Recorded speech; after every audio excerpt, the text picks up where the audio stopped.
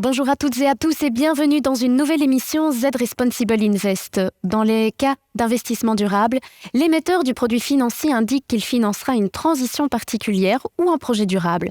Mais comment s'assurer que cette promesse sera effectivement tenue dans la pratique ? Et c'est là que la question du greenwashing intervient aussi.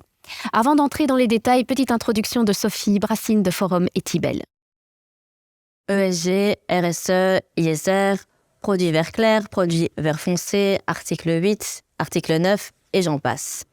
Il existe de nombreux termes qui peuvent décrire la durabilité d'un produit financier. Cela peut entraîner une certaine confusion. C'est pourquoi il existe différents mécanismes qui veillent à ce que ces termes soient utilisés correctement et ainsi tentent de lutter contre les mauvaises pratiques. Nous pouvons parler par exemple des labels ou des différentes réglementations gouvernementales. Les labels tentent d'imposer une norme minimale générale. Les gouvernements créent des réglementations et ont des attentes croissantes en matière de transparence des rapports publiés. Cela soulève la question de savoir si l'évolution du marché doit être stimulée par plus ou justement par moins de réglementation et de labels. Il est également important de trouver un équilibre entre fournir des informations correctes aux investisseurs et ne pas surcharger les entreprises avec de plus en plus d'exigences en matière de reporting.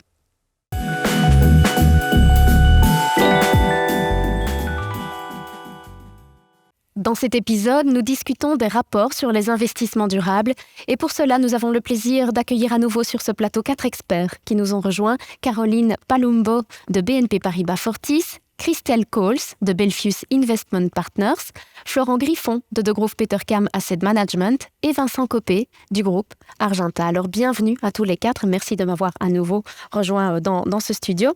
Alors personne ici autour de la table ne contestera l'importance, la nécessité d'un bon reporting, mais alors je me dois te poser la question, qu'est-ce qui fait un bon reporting ? En fait, la difficulté, c'est évidemment de savoir à quoi va servir ce reporting et surtout qui va le lire. Et ça, je pense que c'est un élément clé. Le régulateur va énormément nous aider. Donc, on a déjà évoqué l'importance de la réglementation européenne sur la finance durable qui impose à un asset manager désormais donc, de prendre des engagements en amont de la création de son portefeuille, de surveiller tout son processus d'investissement et de rapporter en aval. Alors ça, je dirais que c'est pour améliorer la clarté, mais il faut que ces rapports soient vraiment orientés vers le lecteur du rapport.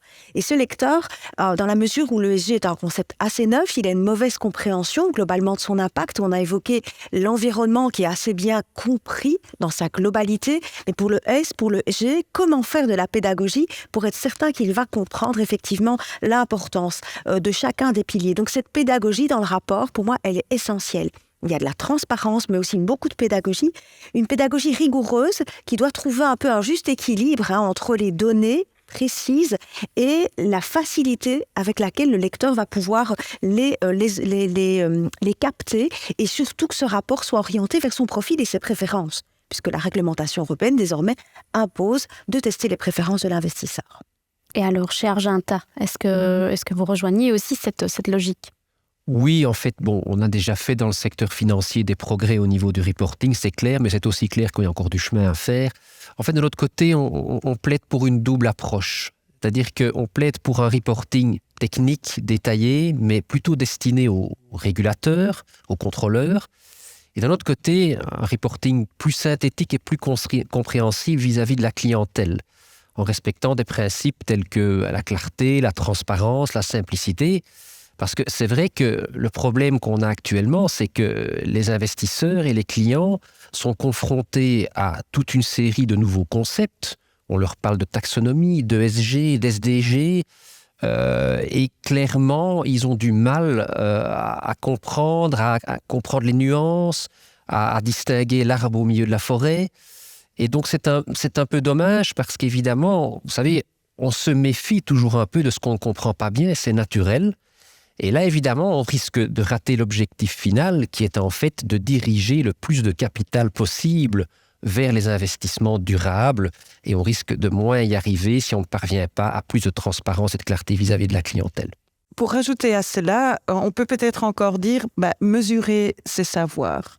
Et mesurer, c'est quand même important parce que nous mettons des objectifs et ce reporting nous permet également de voir, de vérifier si on a bien réussi et atteint ces objectifs. Parce que je pense que ce reporting, on a parlé reporting pour les investisseurs, on a parlé reporting pour les régulateurs et je suis tout à fait d'accord.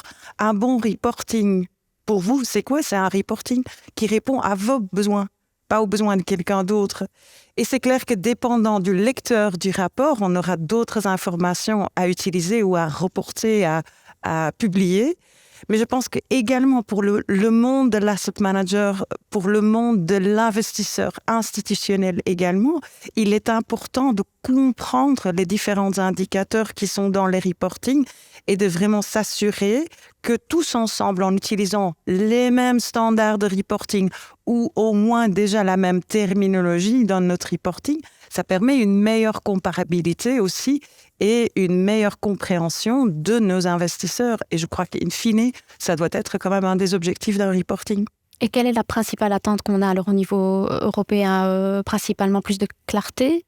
Ah oui, la clarté, c'est fondamental, je pense, sur les objectifs, la méthodologie et les rapports qu'on vient d'évoquer ici. Il faut que ça soit vraiment plus concret, en fait, pour l'investisseur désormais.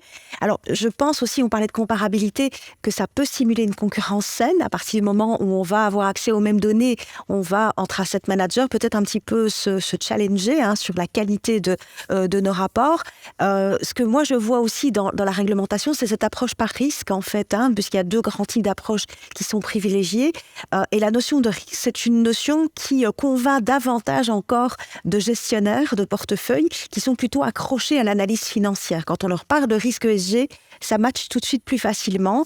Et puis enfin, et ça c'est un espoir, peut-être une certaine disruption dans la valorisation des marchés financiers dans la mesure où on va intégrer enfin la latence ESG qui pèse sur les actifs financiers. Alors peut-être qu'on arrivera à des modèles qui nous permettront vraiment de le formaliser. Et donc ça, je pense que c'est une bonne chose. Et chez DEPAM, qu'est-ce que vous espérez voir arriver ?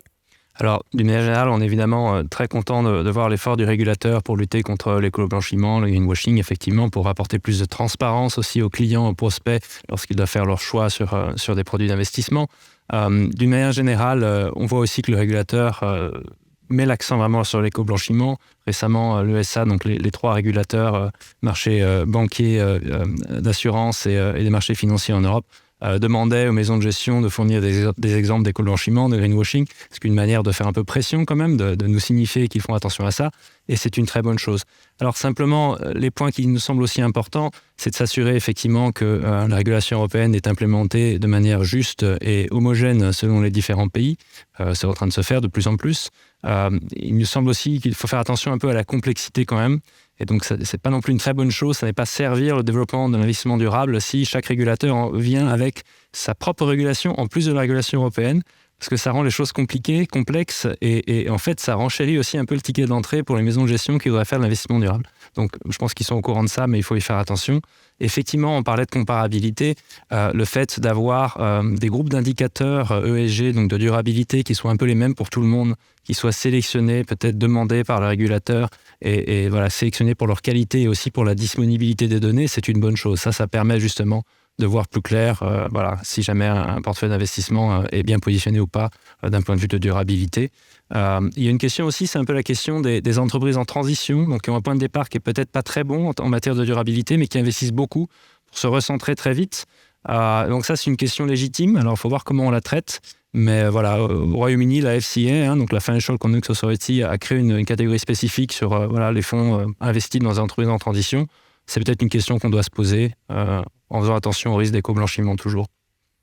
Cher Argenta, est-ce que vous pensez que les règles du jeu entre les fournisseurs, les investisseurs de données sont équitables ? Oui, ça rejoint un petit peu la réflexion de mon collègue de Degroof Petercam. En fait, c'est vrai que les règles du jeu sont encore peu communes, en fait, peu harmonisées au niveau des différents labels, des différents régulateurs, des différents fournisseurs ESG. Et là, on croit que l'Europe doit jouer un rôle central d'harmonisation et d'uniformisation à ce niveau-là.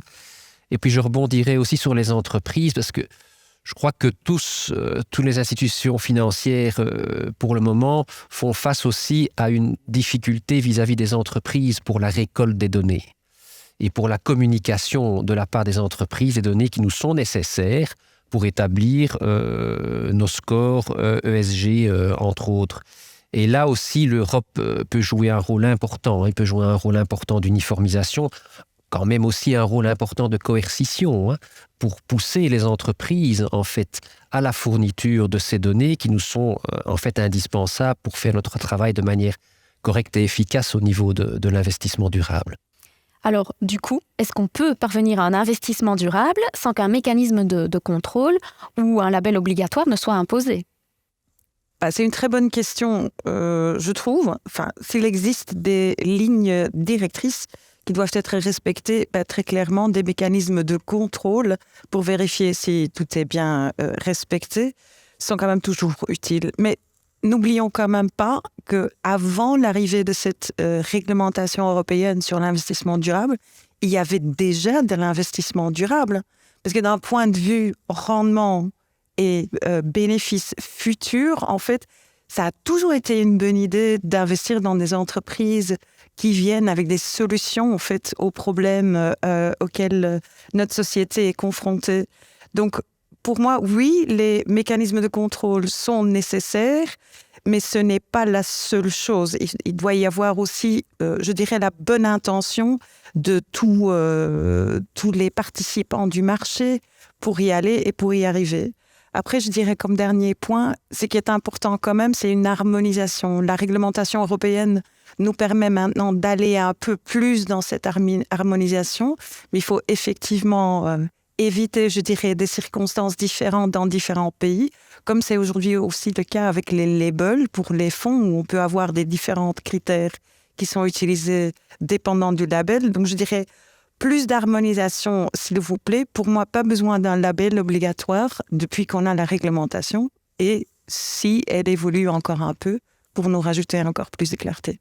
Vous pensez chez DEPAM que des mesures supplémentaires doivent être aussi envisagées ?